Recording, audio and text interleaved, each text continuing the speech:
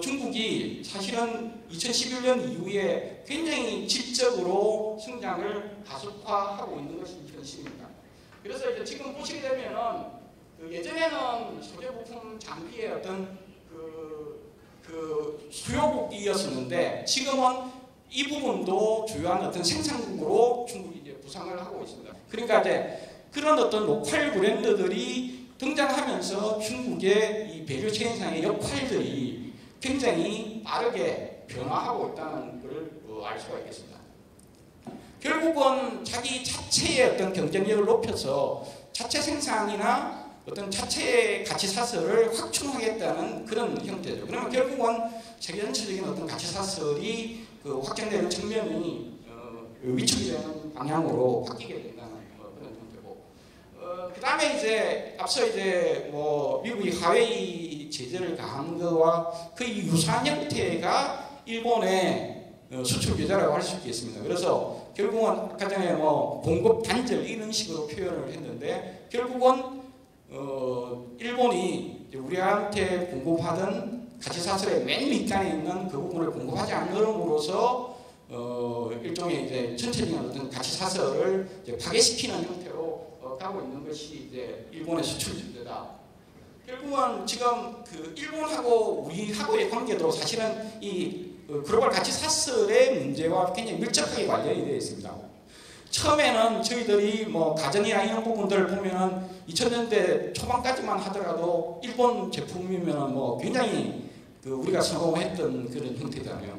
그러다가 이제 그 부분이 우리 한국 기업들한테 다 넘어가 버리는 형태가 되고, 그 다음에 또 그걸 이제 대신하던 부분이 뭐 2차 전지나 메모리 반도체나 뭐 이런 디스플레이 이런 부분이었는데 그게 일본이 이제 굉장히 강했었는데 그게 다시 또 한국으로 넘어온 그런 상황이고, 그런 입장에서 본다 그러면은 한국도 사실은 중국이 쫓아오면서 지금까지 그런 식으로 변화를 해왔었는데 이제 한국이 이제 중국이 쫓아오는 거에 대비하려고 그러면은 결국은 지금 일본이 하고 있는 그런 핵심 소재나 장비나 이런 부분들을 해야 되는데 결국은 한중 간에 어떤 교육이 이루어지고 서로 상호 발전할 수 있는 방향은 서로 차별화하는 부분이 중요하다.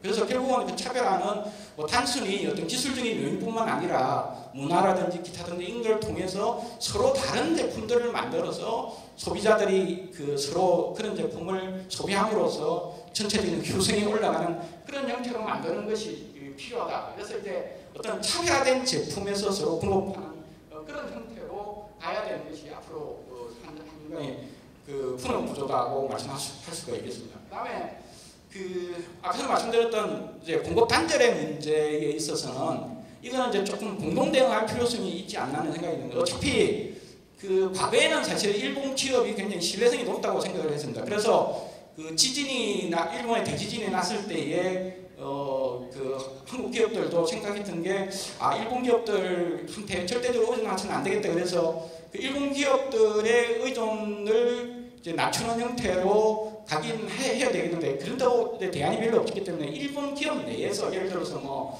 기타교 휴에 있던 기업, 그 다음에 여기 이제 동경 근처에 있던 기업 이런 식으로 해서 분포를 해놓으면 그런 리스크를 분산시킬 수 있어요. 그래서 근데 이제 지금은 이제 어떻게 보면은 일본 특정 기업이 아니라 사실은 이제 일본 전체가 한국에 대해서 어떤 그런 액션을 취하고 있는 그런 형태이기 때문에 그래서 이제 이런 부분들에 있어서는 어떻게 보면은 국제사회의 문제제기나 이런 부분들도 지금 중국도 비슷한 상황들이 좀 있고 그러니까 같이 조금 대응하는 것이 좋지 않겠냐는 그런 얘기입니다.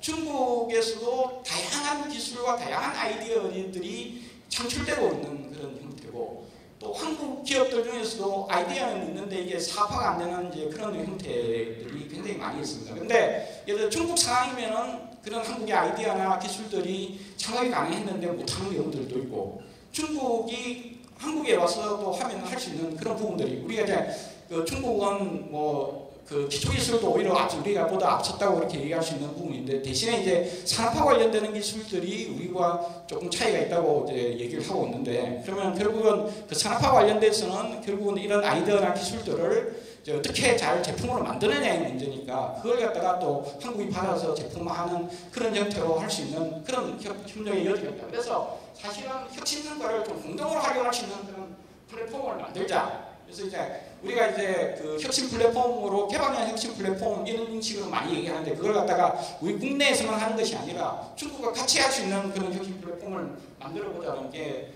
중요하고 특히 이제 그런 분야에서 사실은 중국의 기술을 많이 활용할 수 있는 부분이 이 4차 산업혁명 관련된 기술입니다.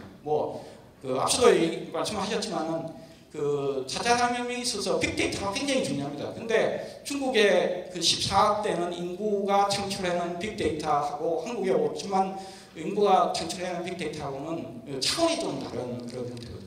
그래서 그리고 또 뭐 바이두라든지 뭐 알리바바라든지 하는 이런 대형 어떤 IT 업체들이 가지고 있는 그런 어떤 그 데이터 기반이라는 거는 그 상상을 불허할 정도입니다. 그래서 그런 빅데이터를 한국 제품을 프리미엄화하는 데는 꼭 필요한 형태가 될 수밖에 없는 그런 형태. 그리고 특히 이제 인공지능 부분에 있어서는 지금 중국이 거의 이제 미국과 어깨를 나란히 하고 있는 그런 분야들이기 때문에 인공지능 분야에 있어서도 굉장히 우리가 활용할 분야가 많으리라고 저는 생각을 합니다. 그래서 결론적으로 말씀드리면 과거처럼 어떤 수직적 관계나 뭐 혹은 이제 산업 간 어떤 분업이나 뭐 이런 형태의 한중간 개념이 아니라 보다 좀 수평적인 관계로 우리가 한중간 관계를 생각해야 되겠다. 새로운 어떤 밸류체인화에서 그래야지 사실은 어떤 변화하고 있는 그 산업통상 환경 속에서 서로가 잘 대처할 수 있지 않겠나 이런 생각을 해봤습니다.